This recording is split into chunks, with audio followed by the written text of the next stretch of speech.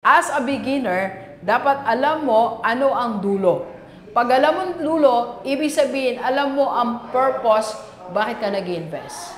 So, for example, one of your endings or end goal can be, ang dulo ng investment mo, meron akong pampunan sa negosyo ko.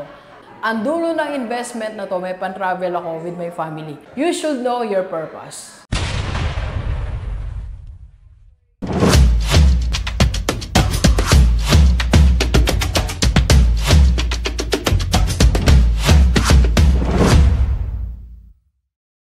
Alright, Gilibers, pag-usapan natin, investment principles na dapat alam natin sa mga beginners. Let's go, let's go. Okay, so sino sa atin yung never pang nakapag-invest? Yung hindi pa talaga na-try, naririnig about investment, gusto mag-invest, pero hindi pa nasusubukan, okay? So, pag-usapan natin ngayon, bago tayo sumabak sa investment, tingnan muna natin, ano ba mga principles ng investment na dapat mong malaman, maunawaan bago tayo magsimula? Okay? Alright, so unahin na natin. Okay? These are the 4 principles of investment. First, it must be simple. Ano bang ibig sabihin pag sinabi natin na yung investment na papasukin mo ay simple? Okay? So, it is simple when you can define it. Yes. So, kailangan kaya mo siyang i-define. If you cannot define it, it's not simple for you. Alright? So, maybe nakikita mo, Doc, marami nag-i-invest, mga kakilala ko, kaibigan ko, classmate ko noong high school, noong college, nag-i-invest sila dito. Yes, nag-i-invest sila doon because they can define it. So, kung ikaw hindi mo pa siya ma-define, huwag ka muna mag-invest. Kailangan na di-define mo. So, for example, Bitcoin. Mag-i-invest ka. Question, kaya mo bang i-define what is Bitcoin? Forex trading. Gusto mo mag-invest. Pero wait, kaya mo bang mas define what is Forex trading? So, kailangan alam mo muna siya. I-define mo muna sa sarili mo. Pag kaya mo siyang i-define using your own words, kaya mong ipaliwanag at least in 3 sentences na di-define mo, na di-describe mo yung investment na yan. Ibig sabihin, it is simple and clear. Alright? So, unless you can do it, it's not yet simple for you. Okay? So, second principle is, it must be affordable. What is affordable to others is not affordable for you.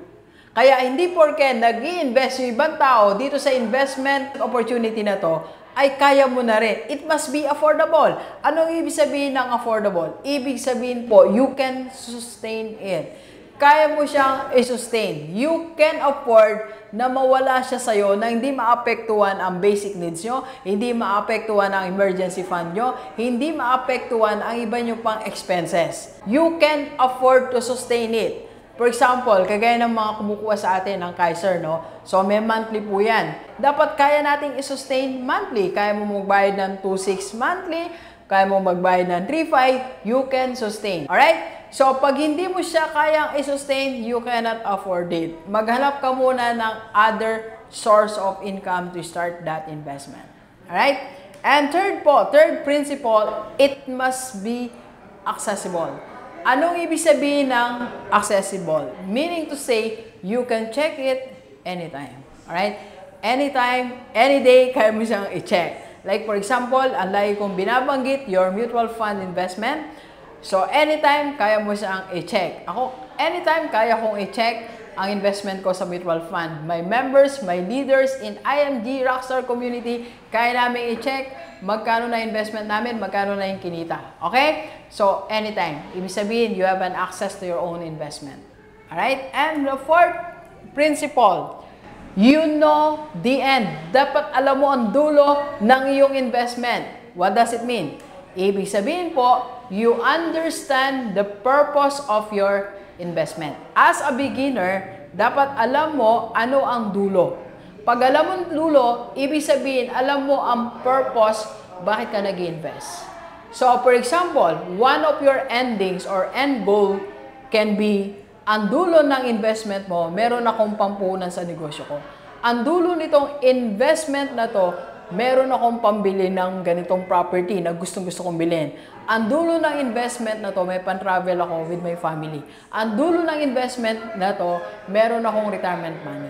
You should know your purpose. Okay? So, for example, sa part ni Rockstar, anong purpose? Ano yung dulo ng Kaiser investment ko? Sa dulo, meron akong retirement money. Madadagdagan ng retirement money ko. Okay? So, anong dulo ng mutual fund investment ko? Sa dulo, meron akong pera to finance my lifestyle. Okay? So, dapat alam mo ang ending. Meaning, you understand it. Alright? And we can help you more sa IMG Rockstar Community. Sa mga beginners, tuturuan namin kayo paano tayo magsimula sa maliit na halaga and how to educate first yourself. Alright? So to join IMG Rockstar Community, PM lang sa personal level ni Doc. And of course, if you want to avail sa Kaiser, you can also PM me. Now na, let's go, let's go. Kape po tayo, kape po. For watching. We are inviting you to attend our free webinar on how to save and invest the right way and how to avail sa Kaiser. PM na sa personal level ko po.